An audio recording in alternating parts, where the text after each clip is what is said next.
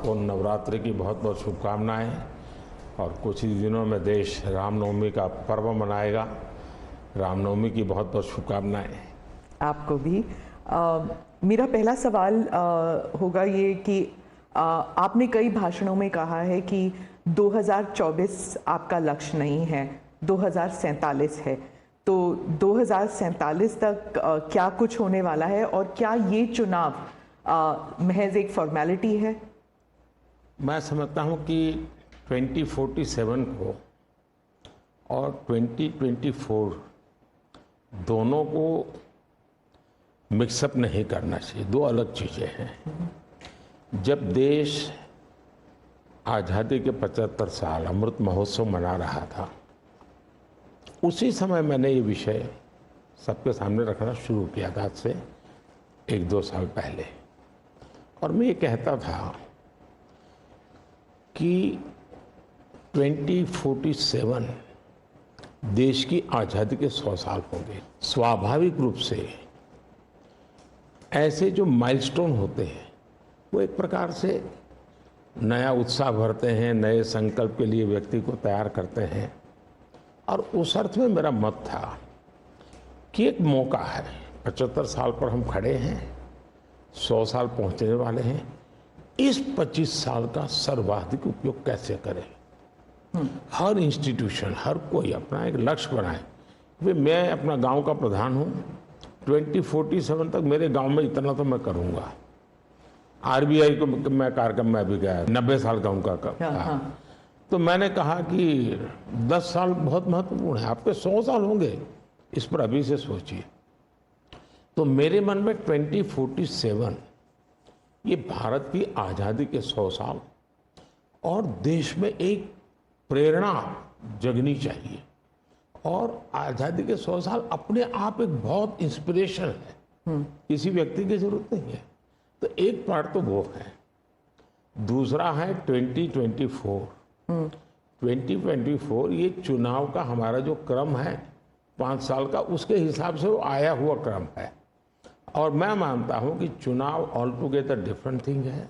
एक तरफ इस चुनाव में आप देखते हैं, लोकतंत्र में चुनाव को हमने लाइट नहीं लेना चाहिए।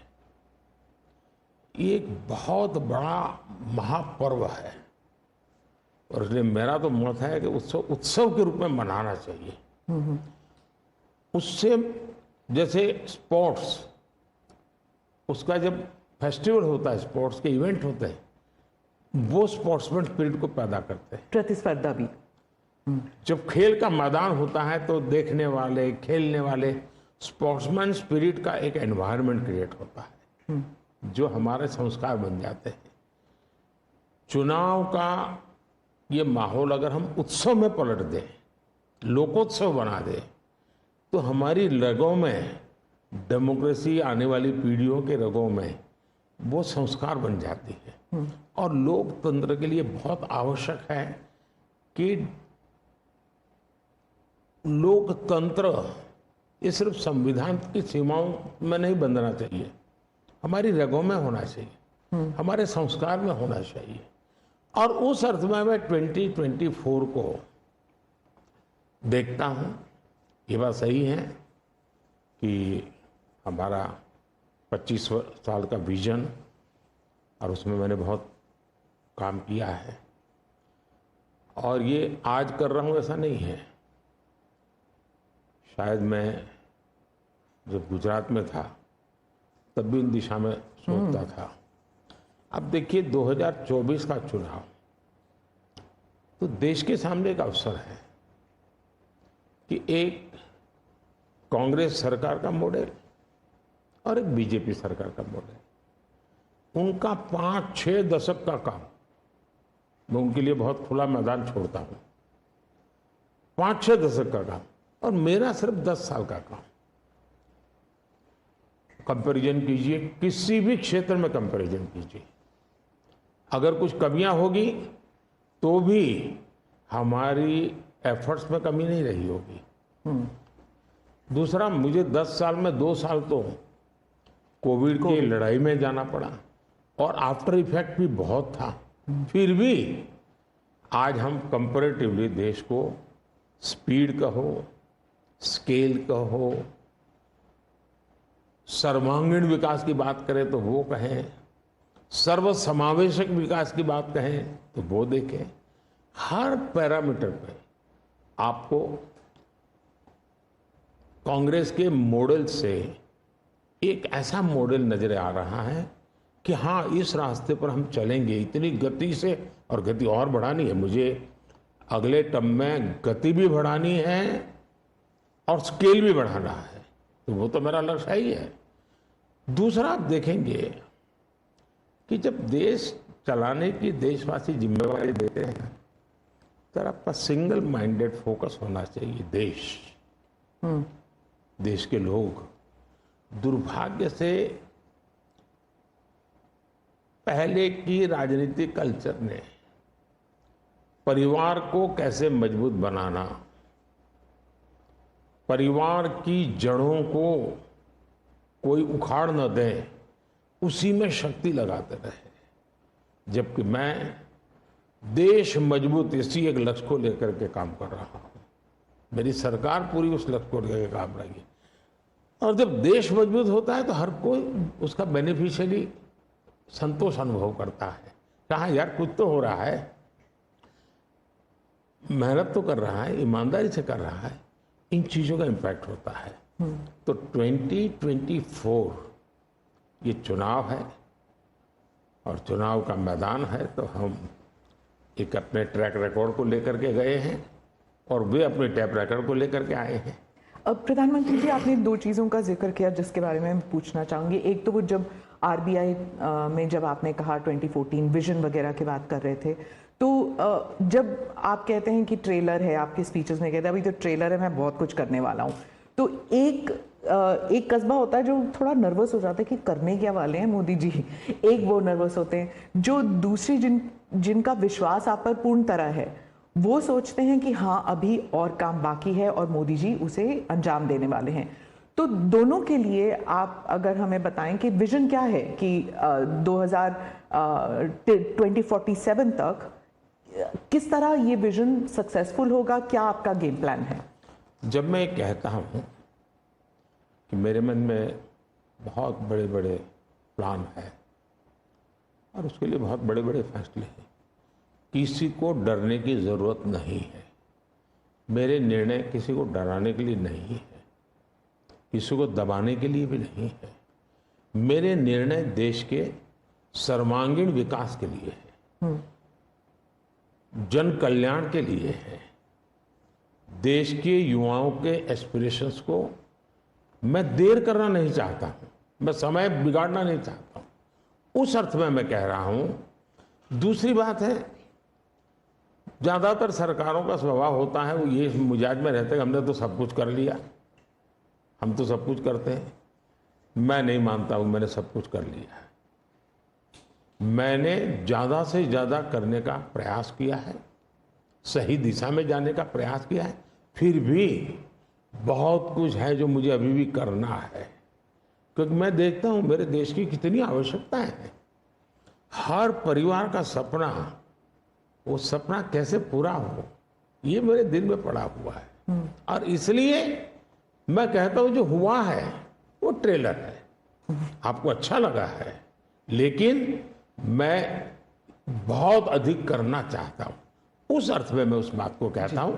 दूसरी बात है कि 2047 का जो विजन का सवाल है, एक तो मैं लंबे समय तक मुख्यमंत्री रह करके आया हूं और मैं अनुभव करता था कि बार बार चुनाव, आचार संहिता, किसी भी राज्य में चुनाव हो तो मेरे राज्य से 30-40 सीनियर अच्छे अफसर ऑब्जर्वर के नाते जाते थे इलेक्शन ड्यूटी, तो 40-50 दिन तक वो बाहर रहते थे। तो मुझे चिंता रहती थी कि मैं सरकार कैसे चलाऊं, क्योंकि देश में ऐसे चुनाव होते ही रहते और मेरे ऑब्जर्वर जाते रहते। तो फिर मैंने सोचा कि मैं ये इसको वैकेशन नहीं मानता हूं। मैं चुनाव होगा तो उस पीरियड को वैकेशन के रूप में नहीं लूंगा। मैं अफसरों को पहले से काम देता हूं, भाई अगली सरकार के लिए ये काम करो। तो मैं उस समय भी 100 दिन का प्लान करता था हाँ, उसी पे पूछना था मुझे। हाँ। अभी तो चुनाव हो ही रहे हैं, अभी रिजल्ट्स भी नहीं आए और आप 100 दिन का प्लान बना रहे हैं। मैं चुनाव में जाने से पहले शुरू किया। हाँ। और दरअसल मैंने कैसे किया कि मैं पिछले 2 साल से 2047 को ध्यान में रख के काम करता था, और उसके लिए मैंने देश भर में लोगों के ओपिनियन मांगे, सुझाव मांगे। शायद 15 लाख से अधिक लोगों के मैंने सुझाव दिए हैं कि वो आने वाले 25 साल में हिंदुस्तान को कैसे देखना चाहते हैं। और मैंने सभी यूनिवर्सिटीज़ को कांटेक्ट किया, मैंने अलग अलग एनजीओ को कांटेक्ट किया, संगठनों को, और 15-20 लाख लोग उन्होंने इनपुट दिया। फिर मैंने एआई की मदद लेकर के उसको सब्जेक्ट वाइज बनाया, काफ़ी मैंने टेक्नोलॉजी, आर्टिफिशियल इंटेलिजेंस, हाँ, टेक्नोलॉजी का भरपूर उपयोग किया। ओके। मैंने हर विभाग में अफसरों की एक डेडिकेटेड टीम बनाई कि भाई इस पर काम कीजिए, कैसे हो सकता है अगले टर्म के लिए, 25 साल के लिए। अच्छा। और फिर मैंने खुद ने उनके साथ बैठा, प्रेजेंटेशन दिए 2-2, 2.5 घंटे, और मेरा विजन के अनुरूप क्या चीज़ें हैं, कौन सी चीज़ें डुएबल हैं, कौन सी चीज़ें डुएबल नहीं। थोड़ा सा ट्रेलर बता सकते हैं? उसको मैं ऐसा है कि आचार संहिता चल रही है। अच्छा। मैं अभी अगर इन चीज़ों को बताऊंगा तो शायद कोई उसको गलत अर्थ में ले लेगा, तो मैं उसमें फंसना नहीं चाहता हूँ जी। लेकिन इसमें कुछ छुपा हुआ नहीं है, मिल ही जाएगा। दूसरा मैंने कहा कि मैं चाहता हूँ कि ये जो मैं डॉक्यूमेंट बना रहा हूँ, जो मेरा विजन है, लेकिन वो विजन मोदी की बपौती नहीं है, वो 15-20 लाख लोगों के विचारों को उसमें समाहित किया। एक प्रकार से इसकी ओनरशिप देश की है। 15-20 लाख लोग इनपुट देते हैं, मतलब पूरा देश दे रहा है। जी। मैंने क्या किया है कि मैंने उसको अभी डॉक्यूमेंट के रूप में तैयार करवा रहा हूँ। जैसे ही चुनाव प्रक्रिया पूरी हो जाएगी, तुरंत वो स्टेट को भेज दिया जाएगा। ओके। मैं चाहूँगा कि स्टेट उस पर काम करे। स्टेट को क्या लगता है, क्या हो सकता है, क्या नहीं। और वो सिर्फ बीजेपी स्टेट्स नहीं है, सभी। नहीं, पूरा देश, ये देश का है, ये भाजपा का नहीं है जी। ओके। ये काम देश का है। फिर मैं नीति आयोग की मीटिंग बुलाऊंगा, उसमें इस पर व्यापक चर्चा करूंगा मुख्यमंत्रियों के साथ, और फिर उसमें से एक फाइनल चीज बनेगी। दूसरी तरफ मैंने अफसरों को कहा कि अभी जो हमारे सामने चित्र बना है, जो कुछ भी इनपुट आए उसका आधार, तो मैंने अपने इनपुट दिए। उसमें से मुझे 3 हिस्सों में काम करना है। एक, बीजेपी का जो मैनिफेस्टो आएगा, उसमें से करणीय काम तुरंत कैसे ले सकते हैं। दूसरा, ये जो 25 साल का हमारा जो एक खाका बना है, जो मेरा अपना विजन है, अभी तो मैं चाहूँगा कि मुझे और भी उसमें क्रिटिकल इनपुट चाहिए मुझे। मैं ऐसा नहीं मानता हूँ कि सब कुछ मुझे ही समझ और मुझे ही दिखता है। कोशिश मैंने भारी की, मैंने काफ़ी समय लगाया इसमें। उसको मैं 3 हिस्सों में बांटा। एक 25 साल, उसके लाइट में मेरे नेक्स्ट 5 ईयर, और उसके लाइट में मेरे फर्स्ट 100 डेज। तो इस प्रकार से मैंने पूरा डिजाइन बना के अफसरों को काम पे लगा दिया है, क्योंकि मैं 1 मिनट भी गंवाना नहीं चाहता हूँ जी। अब आपको याद होगा 2019 में बहुत कम लोगों को ध्यान रहता है, उस समय भी मैंने 100 दिन का काम दे करके चुनाव के मैदान में गया था, और जब मैं वापस आया, आर्टिकल 370 100 दिन में मैंने कर दिया। 3 तलाक से मेरी बहनों को मुक्ति दिला दी, पहले 100 दिन में किया। यूएपीए बिल सिक्योरिटी को लेकर के हमने 100 दिन में कर दिया। बैंकों का मर्जर बहुत बड़ा काम था, हमने 100 दिन में किया। इतना ही नहीं, पशु का टीकाकरण, ये कोविड के टीकाकरण की इतनी चल रहा है ना, मैं देश में पहली बार करीब 15,000 करोड़ रुपया लगा करके पशुओं के टीकाकरण का बड़ा अभियान चला रहा हूँ, और वो मैंने 19 में पहले 100 दिन में किया था। तो मैं 100 दिन क्या काम करना वो हैफाजत नहीं करता, मैं बिल्कुल प्लानिंग करके उसको आधार पर आगे चलाता हूँ। मोदी जी, आपने एक टर्म कॉइन किया है जो बहुत ही लोकप्रिय हो गया है, मोदी की गारंटी। अब चुनाव के वक्त कई लोग कह रहे हैं कि क्या उम्मीदवार जो है वो नॉट इम्पॉर्टेंट है, वोट तो सिर्फ मोदी जी को जा रहा है क्योंकि मोदी जी की गारंटी है। तो इलेक्शन के दौरान ये सब टर्मिनोलॉजी इंपॉर्टेंट होता है। पहली बात है, उम्मीदवार ही नहीं, चुनाव में हर मतदाता इंपॉर्टेंट होता है। चुनाव में बूथ लेवल का कार्यकर्ता भी इंपॉर्टेंट होता है, कैंडिडेट भी उतना ही महत्वपूर्ण होता है। और इसलिए ये कह देना कि और किसी का महत्व नहीं होता है, ये वरना इतना बड़ा चुनाव हो ही नहीं सकता है, तो बहुत महत्व होता है। जहां तक गारंटी का सवाल है, आज हमारे यहां दुर्भाग्य से शब्दों के प्रति जो कमिटमेंट होना चाहिए, वो एक प्रकार से लग रहा है कि तो चलते का नाम गाड़ी, कुछ भी बोल दो, कहीं पर भी बोल दो, कोई जिम्मेवारी नहीं। अब आप देखा होगा इन दिनों एक नेताजी के पुराने ढेर सारे वीडियो बाजार में घूम रहे हैं और उनके एक विचार से दूसरा विचार कितना कॉन्ट्राडिक्टरी है। अब लोग एक साथ देखते होगा, अरे ये आदमी इतना हमें मूर्ख बनाता था, हमारी आंख में धूल झोंकता। अभी मैंने एक नेता का भाषण सुना, उन्होंने कहा एक झटके में मैं गरीबी हटा दूंगा। अब जिनको 5-5, 6-6 दशक देश का राज करने को मिला, वो जब आज कहेंगे कि मैं एक झटके में गरीबी हटा दूंगा, तो देश सोचता है ये क्या बोल रहे हैं जी। तो मुझे लगता है पॉलिटिकल लीडरशिप की क्वेश्चनेबल होती जा रही है। ऐसे में प्राण जाए और वचन न जाए, ये महान परंपरा से हम निकले हुए लोग हैं। मैं मानता हूं नेताओं ने ओनरशिप लेनी चाहिए, जिम्मेवारी लेनी चाहिए। मैं जो बोल रहा हूं मतलब मेरी जिम्मेवारी है, ये कोई करेगा ऐसा करेगा ऐसे नहीं चलता है। और उसमें से मैंने बल दिया है गारंटी का। मैं कमिटमेंट भी करता हूं और उसका मैं ओनरशिप ले रहा हूं। और जब ओनरशिप लेते हैं ना, तो देश को भरोसा होता है। आज आप देखिए कि हम जो बात कहते हैं उस पर लोगों का भरोसा है। 370 हटाऊंगा, भले हमें पार्टी का जन्म हुआ तब से हम कह रहे थे, हमारे श्यामा प्रसाद मुखर्जी ने बलिदान दिया था, लेकिन हम उस पर पक्के मन से लगे हुए थे। जब मेरा मौका आया, मैंने पूरी हिम्मत दिखाई, 370 गई और आज जम्मू कश्मीर का भाग्य बदल गया। 3 तलाक, कितने ही चीजों से गुजरा। पॉलिटिकल लीडरशिप डर गई, लोगों को रहा भी इनके पर क्या भरोसा करे। ये तो एक बार एक बोलते दूसरी बार, लोगों का भरोसा तब बनता है, कहेगा यार ये खुद खड़े रहेंगे, ये खड़े रहेंगे।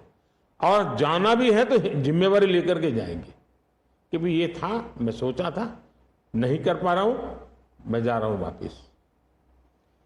लेकिन भरोसा बहुत बड़ी ताकत होती है और भारत जैसे देश में ये भरोसा को मैं अपनी जिम्मेवारी मानता और इसलिए मैं बार बार गारंटी ये कहता हूं। मोदी जी, आप भरोसे की बात करते हैं, जब भी हमारे कैमरा टीम्स जहां भी जाते हैं, वो सब यही कहते हैं कि जो मतदाता हो या कैंडिडेट हो, वो सब यही बात करते हैं, मोदी पर भरोसा। तो have we come to this situation जहां पे पहले होते थे, बोला जाता था कि Indira is India, India is Indira, और अब है मोदी इज भारत, भारत इज मोदी। क्या उस लेवल पर पहुंच गए हैं? ऐसा है कि देश ये कहता है, और जो मैं खुद भी फील करता हूं, कि ये माँ भारती का बेटा है, ये माँ भारती का संतान है। उससे ज़्यादा न लोग मुझे मेरे लिए सोचते हैं, न ही मेरे लिए बोलते हैं। भारत माँ का संतान है, माँ की सेवा कर रहा है, तो इतना ही बहुत है। मैं राम मंदिर प्राण प्रतिष्ठा की बात करती हूँ। इसको एक राजनीतिक रंग नहीं चढ़ना चाहिए था, लेकिन हो गया है। और जब इलेक्शंस आ गए हैं तो फिर चाहे ऑपोजिशन हो या बीजेपी हो, एक दूसरे पर आरोप लगाते हैं, तुम पापी तुम पापी। कांग्रेस कहती है कि इसका राजनीतिकरण बीजेपी ने किया, इसलिए वो पापी है। बीजेपी कहती है कि न्योता देने के बावजूद आप प्राण प्रतिष्ठा में आए नहीं, इसलिए आप पापी हैं। तो इसे आप कैसे देखते हैं? पहली बात है कि इसका राजनीतिकरण किसने किया। और इसको आज की घटनाओं से मत, जब हमारा जन्म भी नहीं हुआ, हमारी पार्टी पैदा भी नहीं हुई थी, उस समय अदालत में ये मामला निपटाया जा सकता था, समस्या का समाधान हो सकता था। भारत विभाजन हुआ तो विभाजन के समय ये तय कर सकते थे, चलो भाई इतनी इतनी चीजें ऐसा कर लो, वो नहीं किया गया। क्यों? कि एक ऐसा हथियार हाथ में है, जो हथियार वोट बैंक पॉलिटिक्स के लिए मजबूती का एक दांव है, इसलिए उसको पकड़ के रखा गया और बार बार उसको भड़काया गया। अब जब ये अदालत के अंदर मामला चल रहा था, अदालत में अभी जजमेंट ना आए, वहां तक कोशिश की गई। न्यायिक प्रक्रिया से होना चाहिए, तो हमारा संविधान हमें कहता है और सरकार की तो जिम्मेवारी है, लेकिन उसमें भी अड़ंगे डालना, ये क्यों? क्योंकि उनके लिए ये राजनीतिक हथियार था, ऐसे लोगों के लिए। और देखिए, राम मंदिर का, ऐसे लोग हैं राम मंदिर कर रहे हैं, तुम्हें मार देंगे, ऐसा करके वोट बैंक बनाने का एक तरीका था। अब हुआ क्या, राम मंदिर बन गया, तो उनके हाथ से वो मुद्दा ही चला गया। अब वो किसी को डरा नहीं पा रहे हैं, राम मंदिर आ जाएगा, आ गया, कुछ नहीं हुआ, आग नहीं लगी कोई। दूसरा, इनकी प्रकृति, आप सोमनाथ मंदिर से लेकर के अब तक की घटनाएं देखिए, वे भारत की मूलभूत आस्थाएं, भारत का मूलभूत जो पिंड है, उसके प्रति नेगेटिविटी लेकर के ही देश में वो अपनी बात है। अब सोमनाथ मंदिर को क्या प्रॉब्लम था? वो सरदार पटेल थे, डॉक्टर राजेंद्र बाबू को जाना था, वहां तो न जनसंघ था, न भाजपा था, न आरएसएस थी, न कोई लड़ाई थी, लेकिन उन्होंने मना कर दिया जाने। वो जो नेहरू जी की जो चिट्ठी थी, हाँ, जो भी है, अब ये और वो परंपरा आज भी चल रही है कि प्राण प्रतिष्ठा का निमंत्रण मिले और आप उसको ठुकरा दें।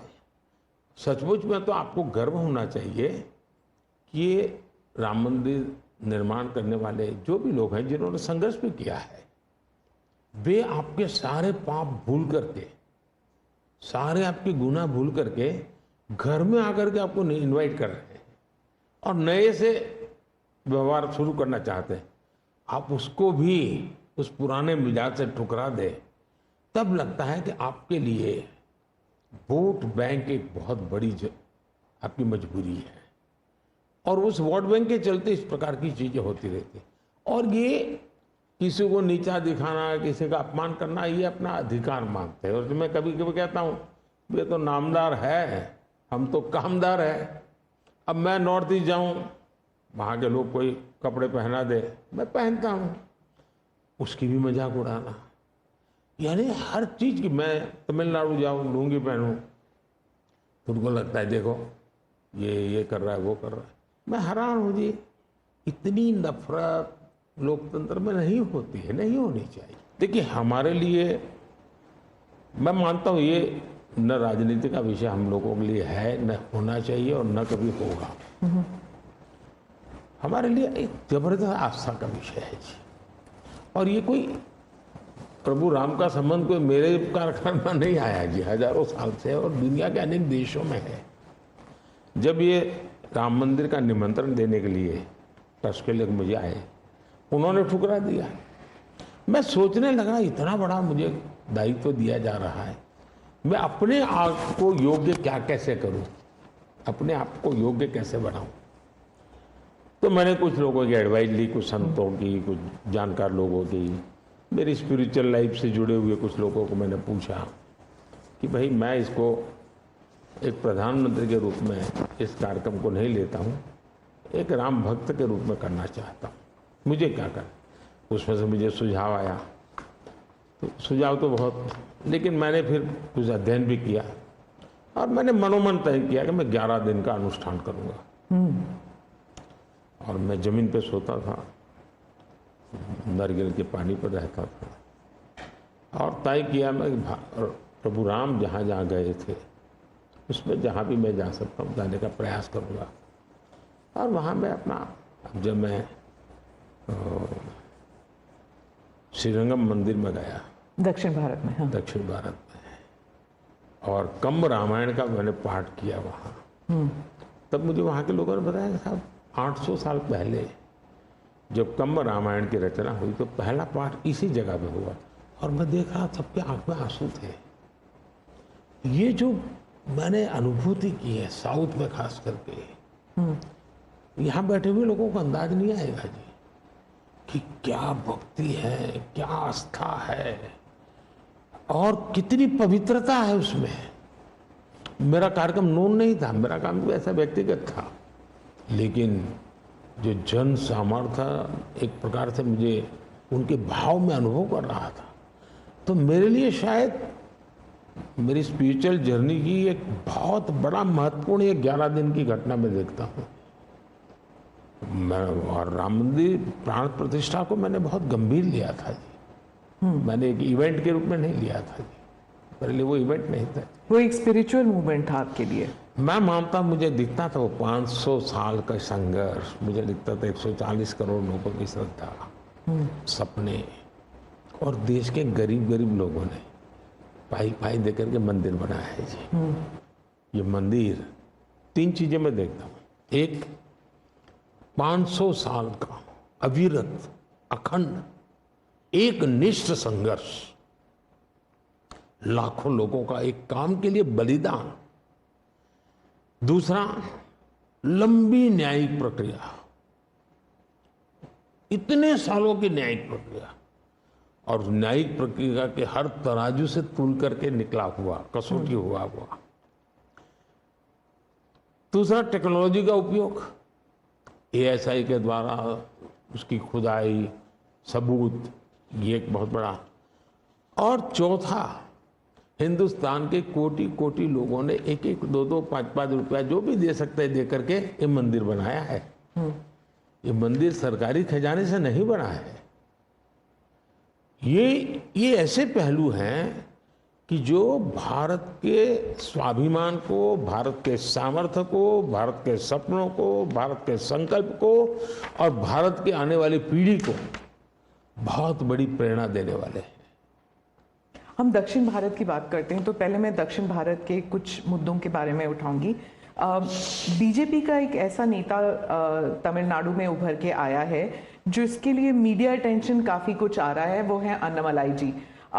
तो वो काफ़ी कॉन्फिडेंट है कि तमिलनाडु में बीजेपी को डबल डिजिट फिगर आएंगे। तो क्या ये उनका ओवर कॉन्फिडेंस है कि आप भी तमिलनाडु इतनी बारी जा चुके हैं? पहली बात है कि तमिलनाडु जनसंघ के जमाने से और भारतीय जनता पार्टी, मैं कहता हूं 5-5 पीढ़ी हमारी इस विचार के लिए वहां खप चुकी है। तो एक निरंतर काम चला है।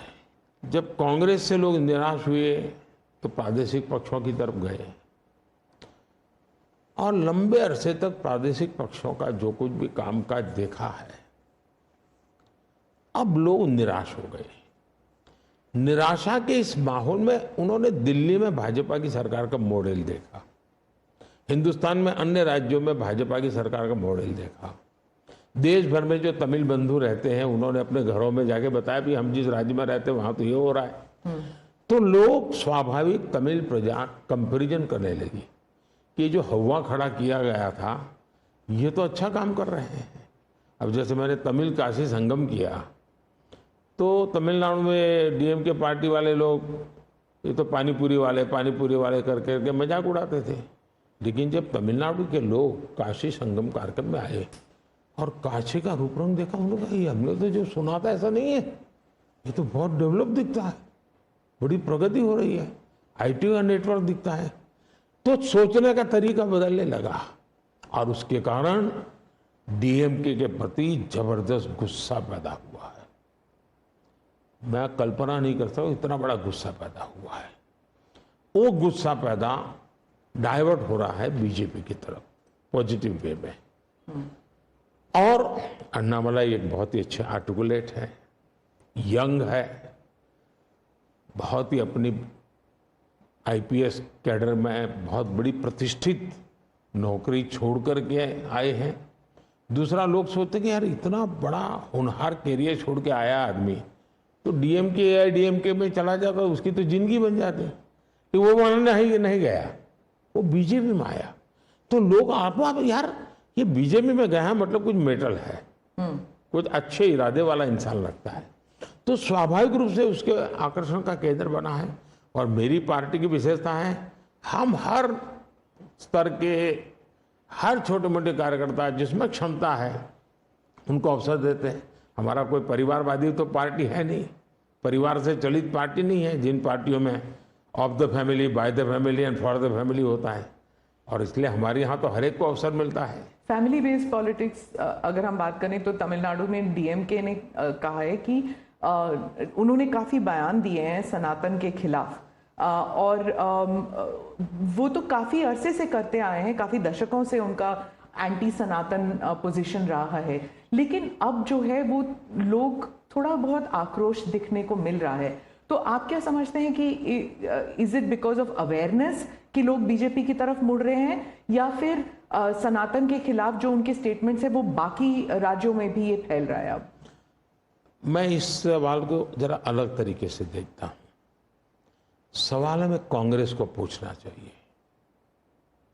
जो कांग्रेस जिसके साथ किसी जमाने में महात्मा गांधी का नाम जुड़ा हुआ था, जो कांग्रेस जहां इंदिरा गांधी जी गले में माला खुलेआम पहन करके घूमती थी, रुद्राक्ष माला, जो हाँ रुद्राक्ष माला पहन करके घूमती थी इंदिरा जी। सवाल कांग्रेस को पूछना चाहिए कि तुम्हारी क्या मजबूरी है कि सनातन के खिलाफ इतना जहर उगलने वाले लोगों के साथ तुम क्यों बैठे हो भाई? क्या तुम्हारी राजनीति अधूरी रह जाएगी क्या? ये कौन सी कांग्रेस की सोच विकृति आ रही है? कांग्रेस में ही चिंता का विषय है। डीएमके का तो जन्म शायद इस नफरत में पैदा हुआ होगा, और धीरे धीरे वो नफरत का खेल भी उनका लोग स्वीकार करने नहीं लगे हैं, और इसलिए वो नए नए तौर तरीके अपना करके बोल रहे हैं। प्रश्न उनका नहीं है, प्रश्न कांग्रेस जैसी पार्टी का है कि उसने अपना मूल कैरेक्टर गवा दिया है क्या? जब संविधान सभा में जो लोग बैठे थे तो ज्यादातर गांधीयन लोग थे, ज्यादातर कांग्रेस की विचारधारा से जुड़े हुए लोग थे, और पहला संविधान बना, उसके हर पेज पर जो पेंटिंग है रामायण, वो सनातन की ही परंपरा से जुड़े हुए हैं। तो आपका संविधान बना, उस संविधान में सनातन का गौरव का हिस्सा था, और आज सनातन को इतनी भयंकर गालियां देने की हिम्मत हो और आप उनके साथ चुनाव की राजनीति करें, उनके साथ मंच साझा करें। मजबूरी कांग्रेस की, ये देश के लिए चिंता का विषय है। और जो तमिलनाडु के मुख्यमंत्री और कुछ और दक्षिण के मंत्री हैं, मुख्यमंत्री हैं, वो कहते हैं कि जो दक्षिण है वो अलग इकाई है, उत्तर अलग इकाई है, दक्षिण भारत और उत्तर भारत, और बीजेपी जो है वो दक्षिण भारत में सेंध नहीं कर सकती। राहुल गांधी ने तो संसद में भी कहा था कि आप अगर पूर्व से देखें, बंगाल से देखें, उड़ीसा, आंध्र प्रदेश, तेलंगाना, तमिलनाडु, केरल तक जाएं, पूरे उस एरिया में बीजेपी सेंध नहीं कर पाएगी। दो अलग इकाई है क्या दक्षिण भारत और उत्तर भारत? पहली बात है, भारत बहुरत्ना वसुंधरा है। भारत विविधताओं से भरा हुआ देश है। यहाँ रेगिस्तान भी है, यहाँ समुद्री तट भी है, यहाँ हिमालय भी हैं, और यहाँ सह्याद्री भी हैं, यहाँ गंगा के पट भी हैं और कावेरी के पट भी हैं। तो भारत को टुकड़ों में देखना, ये भारत के प्रति नासमझी का परिणाम है। अगर यही भाव होता, अगर आप हिंदुस्तान में देखें, प्रभु राम के नाम से जुड़े हुए गांव कितने सबसे ज्यादा कहाँ है? तो तमिलनाडु में है। इतने सारे गांव के नाम है कि उसमें राम तो होगा ही होगा। अब इसको आप कैसे अलग कह सकते हैं? किसको गले उतारेंगे आप? लेकिन भारत की विविधता है। पंजाबी जैसा होगा वैसा नागालैंड का व्यक्ति नहीं होगा, गुजराती जैसा होगा वैसा कश्मीर का व्यक्ति नहीं होगा। तो विविधता ही तो हमारी शक्ति है। हमने विविधता को सेलिब्रेट करना चाहिए। हमें गुलदस्ता ऐसा है भारत का जिसमें हर एक का अपना फूल दिखाई दे। ये भाव होना चाहिए। तो कांग्रेस कहती है कि बीजेपी और खासकर मोदी जी इस विविधता को अप्रिशिएट नहीं करते, एक रंग में ढालना चाहते हैं, और अगर 400 सीट जो आप कह रहे हैं अगर वो आ जाता है तो संविधान रद्द हो जाएगा, एक ही भाषा, एक ही रहन सहन, एक ही तरीका होगा और वो है जो मोदी जी कहेंगे। मैं समझ नहीं पाता हूं कि जो व्यक्ति यूएन में जाकर के पहली बार दुनिया की सबसे पुरातन भाषा तमिल भाषा का गुणगान करता हो, किस आधार पर उस व्यक्ति को आप ऐसे आरोप लगा रहे हो? मेरा तो मत है, और मैं जब कपड़े अलग अलग राज्य के पहनता हूं तो उनको ही परेशानी हो रही है। मुसीबत उनकी है कि वो एक सांचे में देश को डालना चाहते हैं। हम तो विविधता की पूजा करते हैं, हम विविधता को सेलिब्रेट करते हैं। और मैं हमको हर एक को कहता हूं, जैसे हमने कहा कि भाई डॉक्टर बनना है, इंजीनियर बनना, मातृभाषा में क्यों नहीं बन सकता? जब मैं मातृभाषा में डॉक्टर इंजीनियर बनने की बात करता हूं, मतलब कि मैं मातृभाषा को सेलिब्रेट कर रहा हूं, उसका महात्मा बढ़ा रहा हूं। मुझे ये अभी एक गेमिंग वाले सब बच्चों के साथ बैठा था, तो उनमें से किसी ने पूछा कि हमारे लिए कोई संदेश, तो ऐसे मैंने कहा एक काम करो, अब जब भी आप हस्ताक्षर कहीं करेंगे, सिग्नेचर करेंगे, अपनी मातृभाषा में सिग्नेचर करो, इतना तो गर्व करो। अब मैं तो विविधता को लाने की कोशिश कर रहा हूं। अब उनको आरोप लगाने हैं, क्या करेंगे? कुछ मुख्यमंत्री हैं वो कहते हैं कि उन्हें सेंटर से सहयोग नहीं मिलता। दक्षिण के भी कुछ मुख्यमंत्री हैं, आप भी मुख्यमंत्री रह चुके हैं, अब प्रधानमंत्री हैं पिछले 10 साल में। क्या कोऑपरेटिव फेडरलिज्म को लेकर आपके विचार बदल गए हैं जब आप मुख्यमंत्री थे और जब अभी आप प्रधानमंत्री हैं? दरअसल, और क्या उन्हें नहीं मिलता सहयोग? दुर्भाग्य हुआ है कि जो रीजनल एस्पिरेशंस होते हैं उसको सबसे ज्यादा तवज्जो देनी चाहिए। ये मेरी पार्टी की फिलॉसफी है। अगर आप रीजनल एस्पिरेशंस जो हैं उसको नकार करके विकसित भारत का सपना पूरा नहीं कर सकते। दूसरा, मैं गुजरात में लंबे समय तक मुख्यमंत्री रह के आया हूं, और मेरा सौभाग्य है कि देश में मैं पहला प्रधानमंत्री ऐसा हूं कि जिसके पास राज्य के मुख्यमंत्री का इतना बड़ा अनुभव रहा है। तो एक मुख्यमंत्री के नाते केंद्र से क्या अपेक्षाएं होती हैं, केंद्र से क्या तकलीफें होती हैं, उसको मैंने भली भांति झेला है, समझा भी है। और इसलिए मैं कतई नहीं चाहूंगा कि मेरे देश का कोई राज्य, उसका उमंग उत्साह हो विकास का, उस पर कोई रुकावट पैदा हो। अगर रुकावट हटा सकता हूं और उसमें मैं उनकी मदद कर सकता हूं, वो भी मैं करने के लिए, क्योंकि मुझे देश बनाना है। दूसरा, मैं जब गुजरात था तब भी मेरा मंत्र था, यहां सरकार यूपीए की थी, तब भी मेरा मंत्र था भारत के विकास के लिए गुजरात का विकास। मैं गुजरात का विकास करूंगा, क्यों? क्योंकि मुझे मेरा देश का विकास करना है। हमारे देश में वातावरण बनना चाहिए। और हमने एस्पिरेशनल डिस्ट्रिक्ट की कल्पना की। हर राज्य में हमने कहा कि ये राज्य के पैरामीटर के बराबर है। भारत सरकार ने योजना बनाई, उसकी मदद की। सभी राज्य आज हमारे एस्पिरेशनल डिस्ट्रिक्ट में और एस्पिरेशनल ब्लॉक में मिलकर के हम काम कर रहे हैं और बहुत अच्छे परिणाम नजर आ रहे हैं। अब आप कोरोना देखिए, मैंने इतनी बार चीफ मिनिस्टर से मीटिंग की, शायद 20-25 बार, और हर चीज में सब मिलकर के निर्णय करते थे। तो हम साथ मिलकर के चले तो हम कोरोना के जंग को जीतने में सफल हुए। और मैं पब्लिकली कहता हूं कि कोरोना की लड़ाई में भारत की सफलता का कारण, मैं सभी राज्यों का भी उतना ही योगदान है, मैं रिकॉग्नाइज करता हूं। और इसलिए मैंने हमेशा कहा है कि देश को आगे ले जाना है तो हमें कॉम्पिटिटिव कोऑपरेटिव फेडरलिज्म चाहिए। हमारे यहां स्पर्धा होनी चाहिए, तंदुरुस्त स्पर्धा होनी चाहिए विकास की, तब जाकर के। अब देखिए G20, मैं G20 दिल्ली में कर सकता था, मैंने ऐसा नहीं किया। हिंदुस्तान के हर राज्य में G20 समिट किया, क्योंकि हर राज्य में G20 को सबसे ज्यादा अवसर मिले, लोगों को उस राज्य को देखने का अवसर मिले, राज्य को अपना एक्सपोजर के लिए ग्लोबल प्लेटफॉर्म मिल जाए। क्यों? क्योंकि मैं चाहता हूं मेरा देश का हर कोना मेरे लिए देश ही है। मोदी जी, दो सवाल G20 को लेकर मैं पूछना चाहती थी आपसे। एक तो वो जो क्लासिक शॉट था ना, वो प्रेसिडेंट बाइडेन और प्रिंस सलमान जो हैंडशेक वाला जो शॉट, उसके बारे में एक। दूसरा, वेस्टर्न मीडिया में बहुत से आर्टिकल्स आते थे उस वक्त कि कोई कंसेंसस होगा नहीं, डेक्लेरेशन होगा नहीं, पर हो गया डेक्लेरेशन।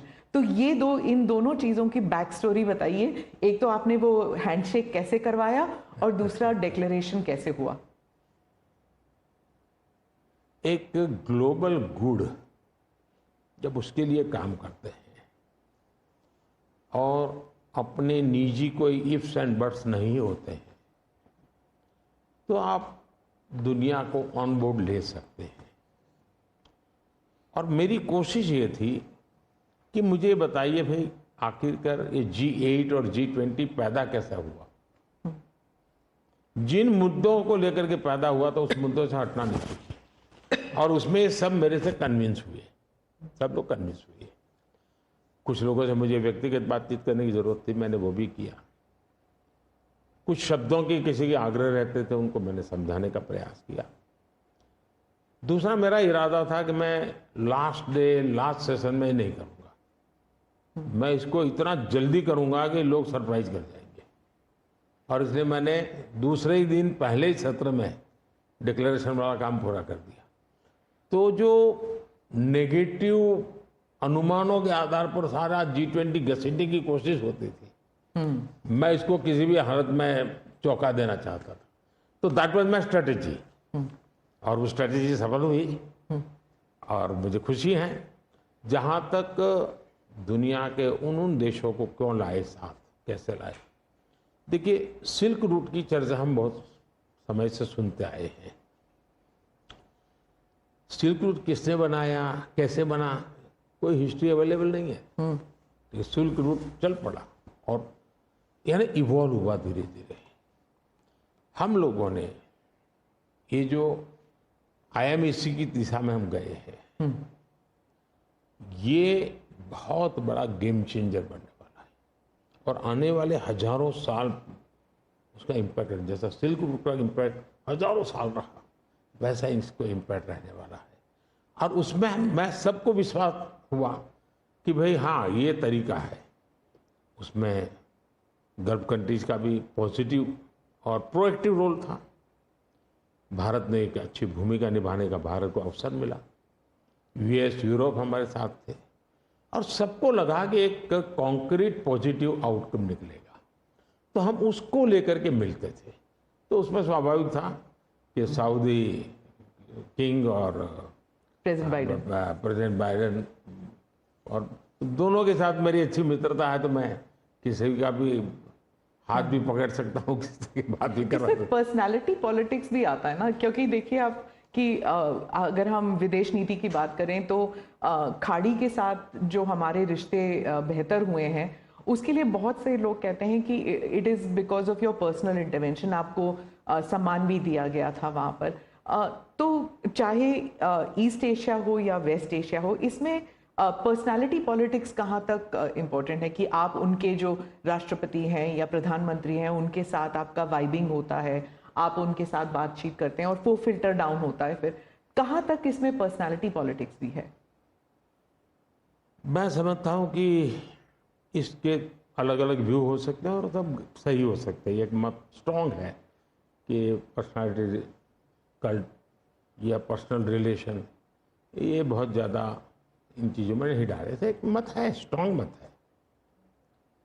मुझे लगता है कि हमारी डिप्लोमेसी अगर प्रोटोकॉल में फंसी रहेगी तो हम परफॉर्म नहीं कर पाएंगे। डिप्लोमेसी की ताकत भी इनफॉर्मल में भी है, प्रोटोकॉल में ही ऐसा नहीं है। प्रोटोकॉल में ज़्यादा पोजीशनिंग होता है, पहले कौन आएगा, पहले कौन हाथ मिलाएगा वगैरह, उसी में समझ जाता है। तो मैंने शुरू से देखा कि भाई, जैसे मेरी शपथ हुआ था बड़ा इंटरेस्टिंग है। मैंने तय किया कि मैं सार्क देशों को 2014 की शपथ में। हाँ 2000 पहली बार में पहली बार। सार्क देशों को बनाने का मेरे मन में विचार आया। और उसके पीछे कारण ये था क्योंकि मेरा चुनाव प्रचार में मुझ पर आरोप एक ही था कि ये मोदी जो कि राज्य से आया है, ये देश की राजनीति क्या समझेगा, विदेश नीति क्या समझेगा, ये तो डुबो देगा। ये चुनाव प्रचार का मेरा खिलाफ के जो मुद्दे थे उसमें एक बड़ा महत्वपूर्ण मुद्दा था। सब लोग मेरी मजाक उड़ाते थे। तो मुझे लगा इनको एक ही एक्शन से मुझे जवाब दे देना चाहिए, बोलने की जरूरत नहीं है। पहले दिन से। तो मैंने शपथ समारोह में सार्क देशों को बुलाया। उसके पहले मैंने बैक चैनल से उन सबसे सहमति ले ली थी, ऐसा तो नहीं हो सकता कि कोई, और सब लोग आए। मेरा शपथ हुआ। फॉरेन मिनिस्टर अभी तो हमारा बना भी नहीं था, और मैं इन सारी चीजों से बिल्कुल नया था, बिल्कुल अनभिज्ञ था। लेकिन बायलैटरल सबके साथ होना था। जब हम लोग हैदराबाद हाउस में गए तो मुझे समझाया सब प्रोटोकॉल वालों को, सब ऐसा होगा, वो आएंगे, आप ऐसा कहेंगे सर। जब समय हुआ आना शुरू, मैंने कहा ऐसा करो मैं बाहर जाता हूँ उनको लेने के लिए। तो सारी सिस्टम हिल गई थी कि यार अपने प्रधानमंत्री गेट पर जाएंगे। सारी मेरी एमईए की प्रोटोकॉल की जो दुनिया थी ना, उसके लिए वो पहला ही दिन बड़ा गजब होता, और मेरे लिए वो एक एक्शन सारे मेरे दरवाजे खोल दिए थे। और इसलिए मैं प्रोटोकॉल में बंधने के बजाय परफॉर्मेंस पर फोकस करके डिप्लोमेसी के लेवल को शिफ्ट करने का प्रयास किया, और उसमें मुझे सफलता मिली है। President Obama, president Biden, president Trump, इन तीनों के साथ आपने काम किया हुआ है, और इंडिया यूएस रिलेशंस एक अपवर्ड ट्रैजेक्टरी पे हैं। लेकिन बहुत से मुल्क हैं जो भारत की अपवर्ड ट्रैजेक्टरी से परेशान होते हैं। ये इट इज़ अंडरस्टूड कि ये है, जैसे कि चाइना, क्योंकि वो दे यूज टू थिंक कि ग्रुप ऑफ टू होगा, एक तरफ चाइना, एक तरफ अमेरिका, मतलब दो पावर सेंटर्स होंगे। तो मैं सिर्फ उदाहरण के लिए चाइना दे रही हूँ, लेकिन हमारे इर्द गिर्द जो मुल्क हैं वो भी थोड़े असमंजस में है कि ये भारत की ट्रैजेक्टरी इतनी ऊपर इतनी जल्दी जा रही है। क्या हम अपने नेबरहुड को अपनी सक्सेस स्टोरी का हिस्सा नहीं बना सकते? अच्छा सवाल आपने पूछा। हमारी डे वन से पॉलिसी है, एक नेबर फर्स्ट, दूसरा एक्ट ईस्ट। तो जो हमारे ईस्टर्न पार्ट के जो हमारे आसियान कंट्री के देश हैं, उसमें हमने एक्ट ईस्ट पॉलिसी लिया है, यहाँ नेबरहुड फर्स्ट। तो ये हमारा डे वन से हमारे देश की भी पॉलिसी है और हमारी भी पॉलिसी है। पहले लूकैस था, मैंने आकर के उसको एक्ट ईस्ट कहा। लेकिन इसमें दूसरा, आज दुनिया के सैकड़ों मील दूर भी कोई देश है, उनको लगता है कि भारत की प्रगति में हमारा कोई बेनिफिट है, तो पड़ोसी क्यों नहीं देखेगा? आज पड़ोसी सबसे ज़्यादा खुश हैं क्योंकि भारत उनके सबसे, अब जैसे कोविड के कालखंड में कोई पड़ोसी देश ऐसा नहीं है कि जिसकी हमने मदद नहीं की हो। नेचुरल कैलेमिटी, कोई ऐसा देश नहीं है। अब जब नेपाल में भूकंप आया, फर्स्ट रिस्पॉन्डर हम थे। श्रीलंका में बहुत बड़ा क्राइसिस आया, उस क्राइसिस के समय सबसे ज़्यादा उनको मुसीबत में से बाहर निकालने का कोई काम किया है हिंदुस्तान ने किया, और पब्लिकली वो रिकग्नाइज करते, इसको कहते हैं। और इसलिए मैं तो दूसरा अनुभव कर रहा हूँ, वो हमसे बहुत अपेक्षाएं करते हैं, और पॉजिटिव अर्थ में मैं कहता हूँ, अच्छे रूप में देखते हैं। और भारत ने भी कहा है कि भाई हम हमारे सभी देशों को, पड़ोसियों को शक्तिशाली और समृद्ध देखना चाहते हैं। आपने दोस्ती का हाथ बढ़ाया था 2014 से ही पाकिस्तान, चाइना के साथ भी ऐसे किया था। लेकिन जब आप सक्सेस स्टोरी या अपने नेबरहुड फर्स्ट की बात करते हैं तो पाकिस्तान, चाइना, मालदीव्स ये भी आते हैं, और यहाँ पर कटाक्ष है अगर आप बात करें तो। इसके लिए सुधार उसमें उनकी अंदरूनी राजनीति महत्वपूर्ण है। भारत और उन देशों का संबंधों से ज़्यादा उनका इंटरनल पॉलिटिक्स के लिए कुछ चीज़ें जरूरी है। जी, विदेशी मीडिया जो है वो हमेशा कहती है कि Modi is the most popular prime minister in India. वो इस बारे में कोई दो राय नहीं है, लेकिन ये भी कहती है a strong Modi means democracy start sliding. मतलब लोकतंत्र के लिए खतरा है अगर मोदी जी और स्ट्रांग हो जाएंगे, लेकिन भारत में कुछ और ही है। वो वही रेटिंग्स, वही एजेंसीज कहते हैं कि लोग जो हैं वो खुश हैं कि मोदी जी अगर स्ट्रांग हो जाएं, तो उन्हीं के रेटिंग्स ये कहते हैं। आप इस बारे में क्या कहेंगे? पहली बात है कि उनकी टर्मिनोलॉजी क्या है और उनके इस कंक्लूजन पर आने का आधार क्या है, ये अपने आप में एक रिसर्च का विषय है। लेकिन मैं ये समझ नहीं पाता हूं कि जिस देश में 6 लाख पंचायतें चुने हुए लोगों से चलती हो, दुनिया में कोई देश ऐसा है कि जहां 6 लाख पंचायतें और नियमित रूप से चुनाव जहां होते हैं, इतने राज्य, अनेक पार्टियों की सरकारें, हमारे देश में शायद ही कोई ऐसी पॉलिटिकल पार्टी होगी जो कहीं सत्ता में ना हो। तो ये सब होने के बावजूद अगर ये कहना कि सर्वसत्ताधीश कोई बन रहा है, तो ये तो मुझे लगता है उनको जानकारियों का अभाव है। दूसरा, अगर मोदी सर्वसत्ताधीश के रूप में रहता तो G20 में मेरे अगल बगल में ही कर रहा है। मैंने तो राज्यों के पास, क्योंकि डेमोक्रेटिक कैरेक्टर है ये हमारा। मोदी जी एक, मैं मदर ऑफ डेमोक्रेसी इसकी दुनिया में गुंज कर रहा हूं, तो उनको क्वेश्चन हो रहा है, क्योंकि वो अभी भी स्वीकारने को तैयार नहीं कि भारत मदर ऑफ डेमोक्रेसी है। हाँ, एक सवाल था, यूक्रेन में जब युद्ध चल रहा था तो भारत के जो वहाँ पर छात्र थे उन्हें सुरक्षित रूप से वापस भारत लाया गया। ये एक दिल हिलाने वाला किस्सा था। इसमें आपने हॉस्टिलिटीज रोकने के लिए पर्सनल हस्तक्षेप किया था, पर्सनल इंटरवेंशन किया था, ये सुनने में आया है। तो इसके बारे में कुछ बताएंगे? देखिए, यूक्रेन की चर्चा जरा ज़्यादा हुई खिलाफ, लेकिन मैं 14 से लेकर ऐसी कई घटनाएं हैं। अगर आपने एक सुषमा स्वराज जी का एक इंटरव्यू है, आप देखिए कि कैसे यमन में से हमने हिंदुस्तान के लोगों को लाए, और सऊदी किंग के साथ मैंने बात कर करके उनसे कहा, भाई मुझे वहाँ यमन से लोगों को लाना है, तो आपका बॉम्बार्डिंग चल रहा है, हम कर नहीं पा रहे हैं, मुझे कैसे मदद करेंगे? तो उन्होंने कहा कुछ समझ लीजिए मुझे। और सुषमा जी ने अपने इंटरव्यू में सारी चीज़ें कही हुई है। भारत की रिक्वेस्ट पर एक पीरियड रहता था जिस पीरियड में बॉम्बार्डिंग नहीं होता था, और उस समय हम हवाई जहाज में हमारे लोगों को निकालते। यमन से करीब 5000 लोगों को हम लाए थे। उसी प्रकार से यूक्रेन में, मेरा यूक्रेन से भी इतना ही घनिष्ठ नेता है, मेरा रशिया से भी इतना ही घनिष्ठ नाता रहा है। दोनों राष्ट्रपति के साथ में बहुत मित्रतापूर्ण मेरा रहा है। मैं पब्लिकली राष्ट्रपति पुतिन को कह सकता हूँ कि युद्ध का समय नहीं है। मैं यूक्रेन को भी कह सकता हूँ पब्लिकली कि बातचीत के रास्ते पर ही जाना चाहिए, और इसके कारण मेरी क्रेडिबिलिटी है।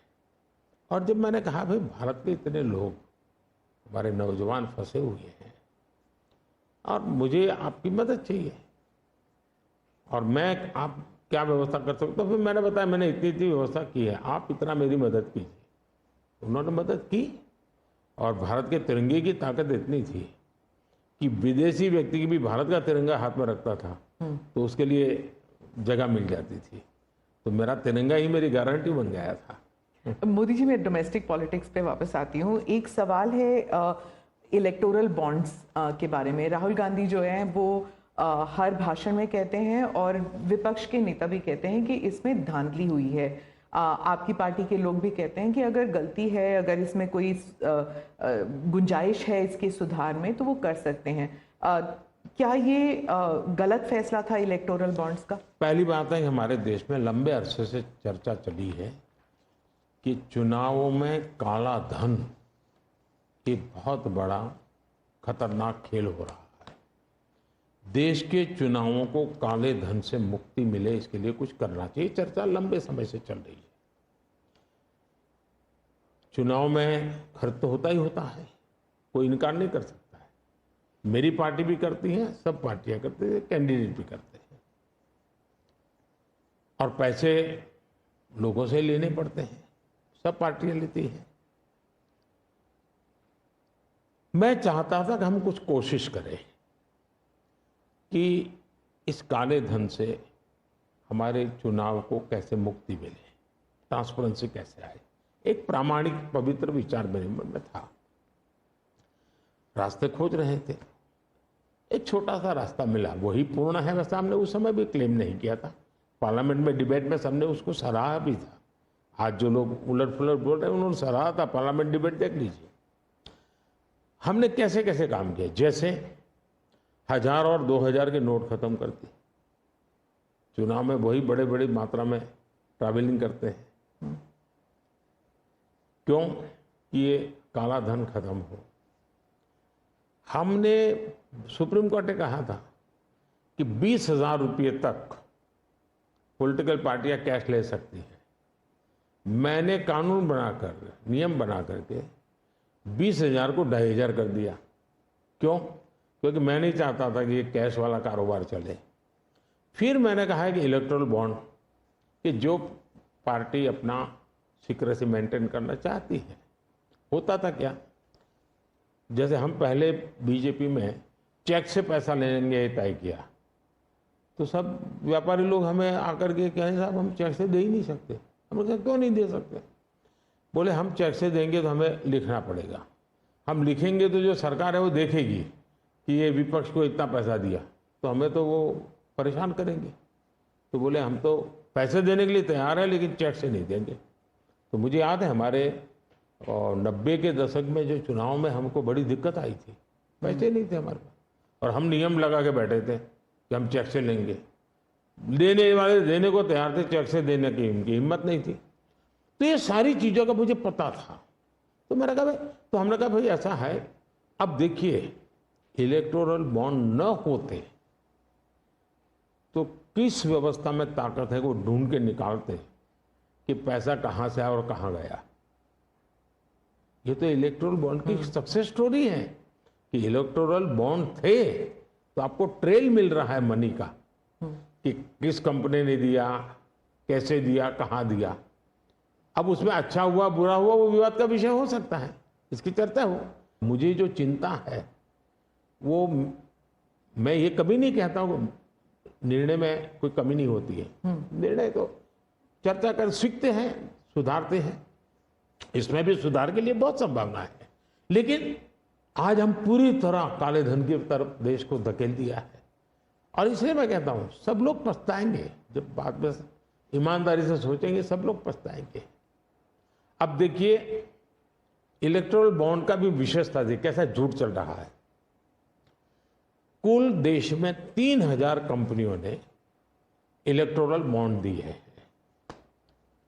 उसमें 3000 में 26 कंपनियां ऐसी हैं जिन पर कार्रवाई हुई है। ये कहते हैं ना ईडी वीडी टिकना फला, 3000 डोनर है उसमें सिर्फ 26, और उनमें से 16 कंपनियां ऐसी थी छापा जब लगा उस समय बॉन्ड खरीदा। कोई जोड़ सकता है इसको, अगर बॉन्ड खरीदा, लोग ये जोड़ रहे हैं, उसकी विशेषता यह है कि ये जो 16 कंपनियों ने बॉन्ड खरीदा उसमें से 37 पैसा अमाउंट बीजेपी को डोनेशन में मिली। 63% बीजेपी के विरोधी पार्टियों को मिली। अगर पूरे जोड़े जाएं तो हाँ, मैं ये 16 कंपनी जिसका ईडी सीबीआई कोई ना कोई उस समय एक्शन भी हुआ और बॉन्ड भी निकला। 37% अमाउंट बीजेपी ने, 63 ऑपोजिशन को। क्या ईडी रेड करे और ऑपोजिशन को डोनेशन देने का कार्यक्रम वर्क करे? क्या बीजेपी ऐसा करेगी? इसका मतलब कि 63% पैसा विपक्ष के पास जाए और आप आरोप हम पर लगाएं, लेकिन उनको गोलमोल बोलना है और भाग जाना है। हम ट्रांसपेरेंसी की बात करते हैं तो विपक्ष कहता है कि ईडी, सीबीआई, आईटी, सारे के सारे इदारे जो हैं इलेक्शन कमीशन को भी जोड़ते हैं वो कि सारे इदारों पर बीजेपी हावी है और लेवल प्लेइंग फील्ड है ही नहीं, मतलब they already making the ground कि इलेक्शन जो है वो फेयर नहीं हो सकता। इसमें एक भी कानून मेरी सरकार ने नहीं बनाया, चाहे ईडी हो, सीबीआई हो, चाहे इलेक्शन कमीशन। ऊपर से हमने तो इलेक्शन कमीशन में सुधार किए हैं। आज इलेक्शन कमीशन बनता है तो ऑपोजिशन भी उसमें होता है। पहले तो प्रधानमंत्री एक फाइल पे साइन करके इलेक्शन कमीशन बना देता था, और जो उनके परिवार के साथ निकट जुड़े थे ऐसे ऐसे लोग इलेक्शन कमिश्नर बने थे। ऐसे लोग इलेक्शन कमिश्नर बने थे जो वहां से निकलने के बाद राज्यसभा के मेंबर बने, उनकी सरकार के मिनिस्टर बने। ऐसे इलेक्शन कमिश्नर बने थे जो कांग्रेस के बाद में कैंडिडेट बने। और इसलिए हम उस लेवल पे प्ले नहीं कर सकते, तो हमारा लेवल प्ले फील्ड हो ही नहीं सकता, हम ऐसे बन ही नहीं सकते। हम अच्छे रास्ते पर जाना चाहते हैं, हम उस रास्ते पर जाना नहीं चाहते। दूसरी बात है, आखिर ईडी सीबीआई कैसे बनी? ईडी वगैरह का आप देखेंगे या इलेक्शन कमीशन का अपने एक कहावत है, नाच न जाने आंगन टेढ़ा। और इसलिए कभी ईवीएम का बहाना निकालेंगे, कभी मूलतः पराजय के लिए वो कुछ रीजनिंग अभी से सेट करने में लगे ताकि पराजय उनके खाते में न चढ़ जाए। वो कह रहे हैं लड़े कैसे आप? या तो ऑपोजिशन लीडर्स को जेल में डाल रहे हैं, या फिर अगर वो आपकी पार्टी में आ गए तो सारे पाप धुल गए। कितने ऑपोजिशन लीडर जेल में है? कोई मुझे बताए। और क्या यही ऑपोजिशन लीडर उनके सरकार चलाते थे? या जेल का डर है? हाँ, डर तो पाप का होता है जी, ईमानदार को क्या डर होता है? मेरे यहां भी तो उन्होंने मेरे होम मिनिस्टर सबको जेल में डाल दिया था। दूसरा, ईडी की बात करते हैं। आप गुजरात के बारे में कह रहे हैं जब आप हाँ, मैं मुख्यमंत्री था। अच्छा, जो ईडी की बात करते हैं, ईडी ने जितने केसेस किए ना, उसमें से सिर्फ, देश को समझना, सिर्फ 3% ही पॉलिटिकल लोग इन्वॉल्व है जिन पर एक केस हुए।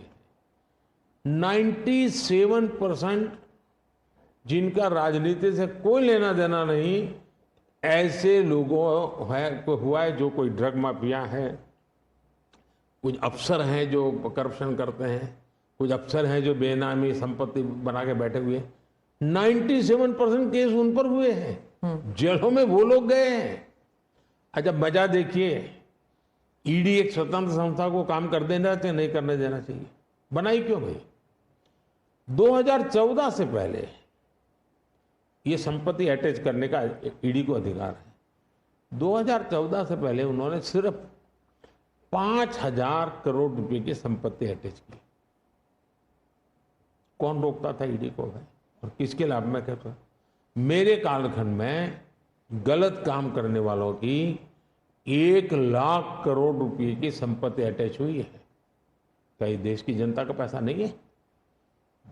दूसरा आंकड़ा तो आप और हैरान हो जाएंगे। 2014 पहले इसी ईडी ने देश में से 34 लाख रुपए, 34 लाख रुपया कैश जब्त किया था। मतलब कि स्कूल बैग में आ जाए इतना पैसा, स्कूल बैग में आ जाए। पिछले 10 साल में हमने 2,200 करोड़ रुपया कैश जब्त किया है, 2,200 करोड़ रुपया कैश जब्त किया है। कहां 34 लाख, कहां 2,200 करोड़? 34 लाख रुपया एक बैग में आ जाता है, 2,200 करोड़ रुपया सीव करना है तो वो हाथी का छोटा सा ट्रक आता है ना, 70 ट्रक लगेंगे तब जाकर इतना रुपया हमने ईडी ने हमारे यहाँ हमारे कालखंड में। इसका मतलब ये है कि ईडी सही काम कर रही है। कैश पकड़ा है भाई, लोग पकड़े नहीं, कैश भी पकड़ा है। और मेरा ये कमिटमेंट है जी, मैं ये कन्विंस हूं कि भ्रष्टाचार ने देश को तबाह करके रखा है। हमें देश में से भ्रष्टाचार के खिलाफ लड़ाई लड़नी चाहिए, पूरी ताकत से लड़नी चाहिए। और ये मेरा व्यक्तिगत रूप से मेरा ये कन्विक्शन बना हुआ है। एक सवाल आर्थिक इशू पर है कि जब इलॉन मस्क भारत आने वाले हैं और वो जब आपसे अमेरिका में मिले थे तो उन्होंने कहा था वो आपके प्रशंसक हैं, is a fan of yours. क्या हम भारत में टेस्ला कार, स्टारलिंक ये सब देखेंगे? और इससे जुड़ा एक सवाल था कि क्या जब ऐसे कंपनीज भारत में आएंगे तो क्या नौकरियां बढ़ेंगी? क्योंकि बहुत से लोग चाहते हैं कि, और थोड़ा भय भी है कि जब ये इंटरनेशनल कंपनीज भारत आएंगी तो क्या भारत में नौकरियां होंगी, नहीं होंगी? इन दोनों पर पूछना चाहती हूँ मैं। देखिए, पहली बात है, एलन मस्क मोदी के प्रशंसक है, वो अपनी जगह पे है। मूलतः वो भारत के प्रशंसक है और मैं अभी उनको मिला ऐसा नहीं। मैं 2015 में उनकी फैक्ट्री देखने गया था, वो कहीं बाहर थे, तो स्पेशली अपने सारे कार्यक्रम कैंसिल करके वो वापस आए। मुझे सब चीज़ें खुद ने अपनी फैक्ट्री में दिखाई और उनका विजन क्या है वो मैं उनसे समझा। मैं अभी गया तो दोबारा भी उनसे मिला था और अभी वो भारत आने वाले भी हैं। देखिए, भारत में पिछले 10 साल में दुनिया भर से हर क्षेत्र में पूंजी निवेश हो रहा है। अब हमारा ईवी मार्केट, इलेक्ट्रिक व्हीकल का मार्केट कितना बड़ा बना है, आपको जानकर के हैरानी होगी कि कितना बदलाव आया है, लोग पकड़ नहीं पाते। 2014-15 में हमारे देश में 2000 इलेक्ट्रिक व्हीकल थे, 2000 बिके थे। 14-15 में 2000 इलेक्ट्रिक व्हीकल बिके थे। 2023-24 में 12 लाख इलेक्ट्रिक व्हीकल बिके हैं। कहा 2000 और कहा 12 लाख। इसका मतलब इतना बड़ा चार्जिंग स्टेशन का नेटवर्क बना है, पर्यावरण को बहुत बड़ी मदद मिली है। यानी एक प्रकार से, और उसको लेकर के हमने आपको एक पॉलिसी का रूप दिया है।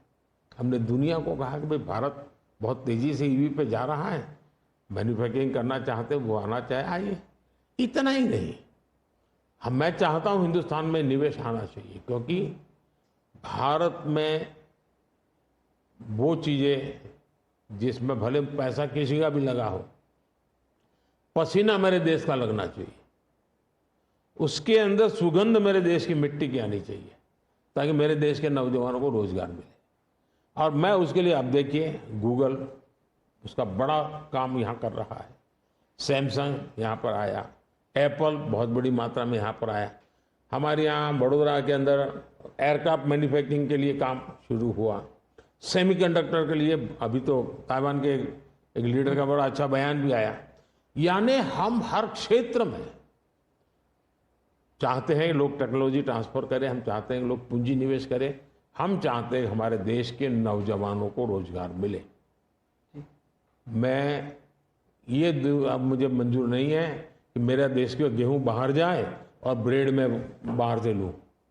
मैं ऐसा नहीं चलाऊंगा। जो भी करूंगा मेरे देश में करूंगा, मेरे देश के नौजवानों के लिए करूंगा, और मैं इसके लिए नीतियां भी बनाता हूं, हिम्मत के साथ बनाता हूं, और लोग आ भी रहे हैं, भरोसा कर रहे हैं।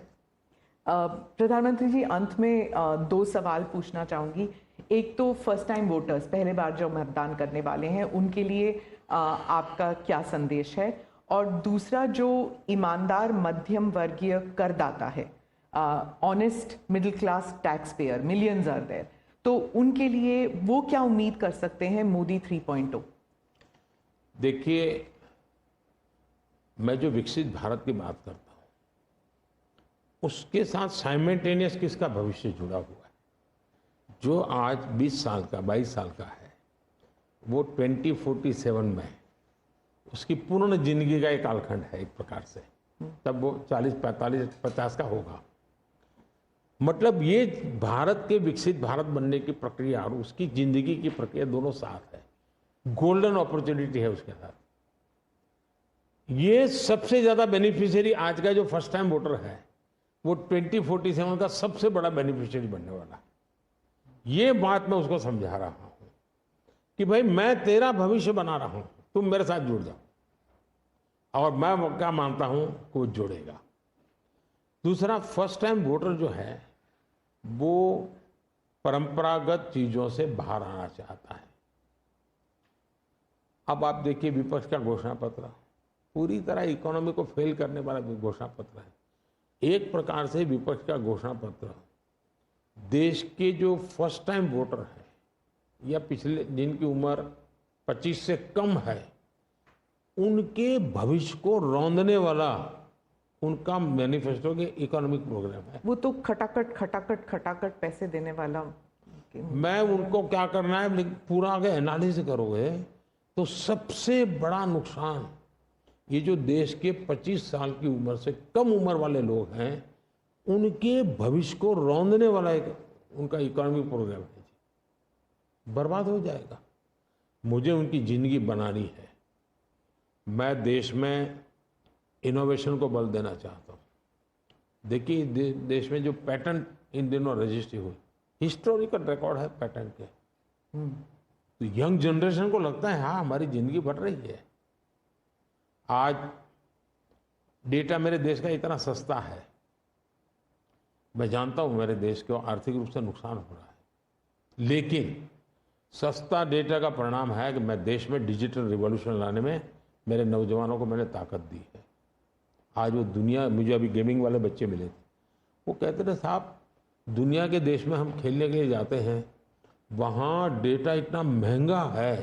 बोले हम 50 बार सोचते हैं हम भारत के अंदर इतना हमारे लिए अवसर है, इतना सस्ता डेटा है तो हिम्मत कर रहे हैं। एजुकेशन में आज डेटा सस्ता होने के कारण उसको कितनी फायदा हो रहा है जी। लॉन्ग डिस्टेंस लर्निंग, हाँ हर चीज में, टेलीमेडिसिन में। ये जो हमने इन चीजों पर कंट्रोल करके रखा है इसका बहुत बड़ा लाभ हो रहा है, बड़ा रिवॉल्यूशन हो रहा है। और जो मिडिल क्लास टैक्स पेयर है उसके लिए जो देखिए जहां तक टैक्स पेयर है सचमुच में टैक्स पेयर का सम्मान होना चाहिए, टैक्स पेयर का गौरव होना चाहिए। आए दिन रास्ते चलते हर टैक्स पेयर को गाली देते रहेंगे तो देश कैसे चलेगा? ये मैं समझ नहीं आता हूँ ये किस सोच का परिणाम है। देखिए क्या बदलाव आया है। मैं टैक्स पेयर की बात करूं, पिछले 10 वर्ष में ITR फाइल करने वालों की संख्या 2 गुने से अधिक हो गई। पहले 4 करोड़ से भी कम लोग ITR फाइल करते थे, आज 8 करोड़ से ज्यादा लोग ITR फाइल कर रहे हैं। टैक्स कलेक्शन 3 गुना बढ़ोतरी हुई है। मतलब पहले जो नेट टैक्स कलेक्शन होता था वो 11 लाख करोड़ रुपए होता था, आज net tax collection 34 lakh crore रुपए हो रहा है। ये क्यों हो रहा है? उसको भरोसा है कि वो जो पैसा दे रहा है ना वो सही जगह पे उपयोग हो रहा है, विकास के काम, चोरी लूटफाट में नहीं आया, इसलिए वो विश्वास के कारण देने के लिए आगे आया है। दूसरा 7 लाख रुपए तक की इनकम पर टैक्स हमने माफ कर दिया है, जो पहले 2-2.5 लाख पे अटका हुआ था। 7 लाख रुपए कमाई तक कोई टैक्स नहीं देना है, फिर भी मेरे यहाँ टैक्स बढ़ रहा है यानी। और इसलिए मैं मानता हूं, मैं तो हर टैक्स पेयर का हृदय से आभार व्यक्त करता हूं, क्योंकि जो मुझे सपने पूरे करने हैं उसमें टैक्स पेयर जो धन देता है उसी से होने वाला है। और मैं मानता हूं देश की प्रगति के लिए करदाताओं की संख्या बढ़नी चाहिए और करदाताओं पर बोझ कम होना चाहिए। इस मूलभूत फिलॉसफी की तरफ मैं आगे बढ़ना चाहता हूं। जैसे, और मैं तो करदाताओं से एक प्रार्थना भी करूंगा कि देश के खातिर विकसित भारत के लिए करदाता क्या कर सकता है। मैं उनको कहूंगा कि आप कम से कम 3 लोगों को जो टैक्स नहीं देते हैं उनको प्रेरित करो कि वो टैक्स देना शुरू करें। हर टैक्स पेयर सिर्फ 3 लोगों को प्रेरित करें। और मैं उनको समझाता हूँ, जब मैं गरीब का घर बनाता हूँ उसमें जो ईंट लगती है ना, किसी न किसी टैक्स पेयर की ईंट है, वो उसका जो पुण्य है ना, वो जो परिवार उसमें रहता है, जो पुण्य संतोष व्यक्त करता है, उसका पुण्य उस टैक्स पेयर को जाता है। किसी गरीब को मैं जब मुफ्त राशन देता हूँ, जब खाना पका करके अपने बच्चों को खिलाता है ना, तब वो कोई टैक्स पेयर सोचे कि काश मैंने टैक्स दिया था, वो भूखा बच्चा खाना खा रहा है, उसको टैक्स देने का आनंद आएगा। और इसलिए मैं टैक्स पेयर का धन, जन कल्याण के काम, इनको कोरिलेट कर करके ही चलना चाहता हूँ, ताकि देने वाले को संतोष हो कि मेरे पैसों से ये हो रहा है। ये बहुत बड़ी आवश्यकता है। और मैं बार बार कहता हूँ कि ये जो गरीब के घर की थाली है ना, उसका संतोष का जो पुण्य है ना, उसका हकदार कोई है तो देश का टैक्स पेयर है। मोदी जी, चुनाव के दौरान आपने वक्त निकाला और हमसे इतनी सारी बातें की, उसके लिए धन्यवाद। बहुत बहुत धन्यवाद आपको। और मेरे देशवासियों से ये फर्स्ट टाइम वोटर्स को मेरी अपील है कि देश के नाम वोट कीजिए। मैं उनको कोई राजनीतिक वोट के लिए नहीं कह रहा, देश के नाम वोट कीजिए। खुद का आने वाला 25 साल के भविष्य के लिए वोट करें, ये मैं उनसे आग्रह करूंगा। दूसरा, मैं देशवासियों का कहूंगा, मैं सभी पॉलिटिकल पार्टी के वर्कर्स को भी कहना चाहूँगा कि गर्मी बहुत है, धूप में सभी पार्टी के वर्कर दौड़ रहे हैं। मैं सभी पार्टी के वर्कर को कहूँगा, बहुत पानी पीजिए, बहुत पानी पीजिए, दौड़िए, बहुत दौड़िए, लेकिन पानी बहुत पीजिए, ताकि इस धूप में, इस गर्मी में, मतदाताओं को भी कहूँगा, कितनी ही धूप क्यों ना हो, आप मतदान अवश्य करें। हो सके तो सुबह जल्दी जल्दी मतदान कीजिए। ये और लोकतंत्र के उत्सव के रूप में चुनाव को मनाएं, यही मेरी प्रार्थना होगी देशवासियों को। अगली चुनाव सर्दियों में कीजिएगा और 1 नेशन 1 इलेक्शन वाला। आपने सही मुद्दा उठाया। 1 नेशन 1 इलेक्शन हमारा एक कमिटमेंट है। हमने पार्लियामेंट में भी बोला हुआ है, हमने कमेटी भी बनाई थी, कमेटी का रिपोर्ट भी आया है।